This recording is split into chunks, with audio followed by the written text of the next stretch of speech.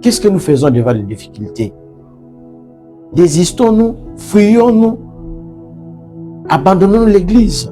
Abandonnons la parole de Dieu pour le bien de ce monde? Non, nous devons être des témoins comme Philippe qui va annoncer la bonne nouvelle et il va poser les actes qui attireront les gens vers le Seigneur. C'est ce que nous devons faire, mes frères et sœurs.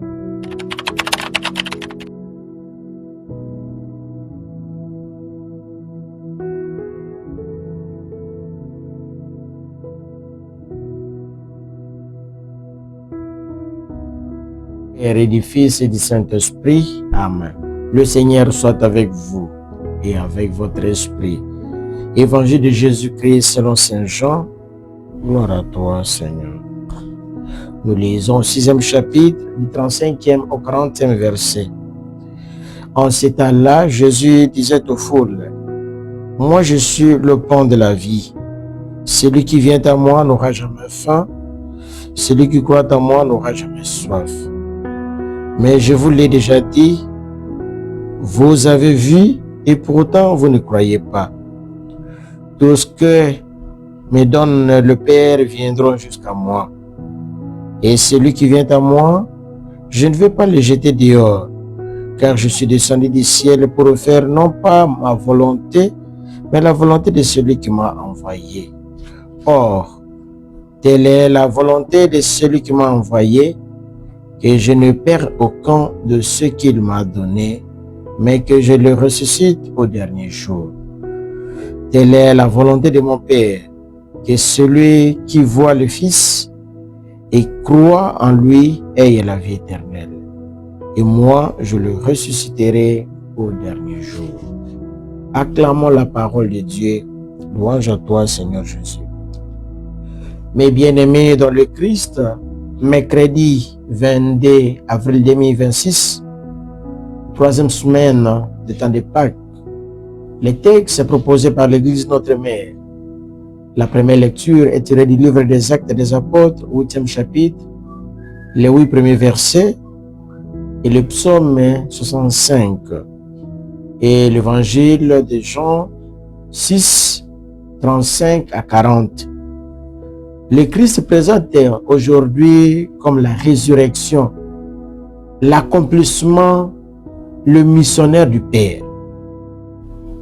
Dans la première lecture, la mort d'Étienne devient un élément déclencheur, l'ouverture de la bonne nouvelle. Et la persécution dans l'Église devient la source d'une mission. Nous voyons Étienne tué, les croyants dispersés. Et de partout où ils vont, ils annoncent la bonne nouvelle.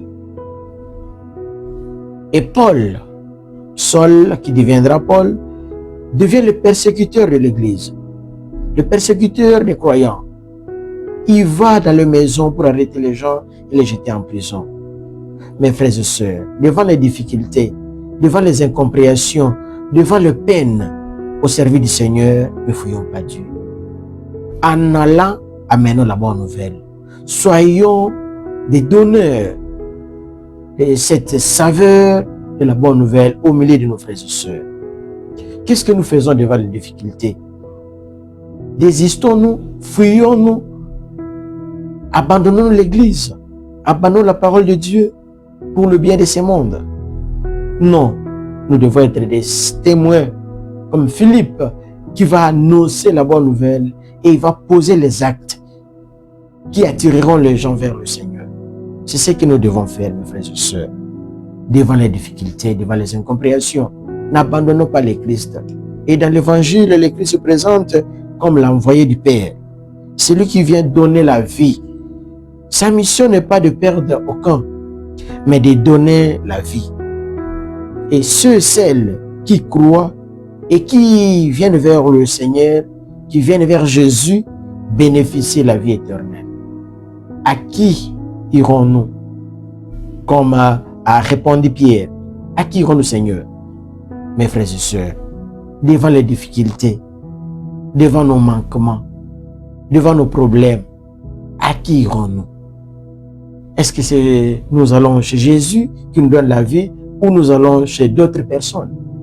Voilà, Jésus nous promet aujourd'hui que nous aurons la vie éternelle. La vie éternelle se prépare d'abord sur cette terre, quand nous croyons en Jésus. Que le Seigneur nous aide aujourd'hui à travers cette parole de vie, que nous trouvions Jésus comme le centre de notre vie, Jésus comme le donateur de la vie, et nous soyons des témoins de cette bonne nouvelle au milieu de nos frères et sœurs. Nous vous souhaitons un bon mercredi dans vos familles, dans vos travails, que Jésus vous accompagne, qu'il soit notre soutien partout. Merci.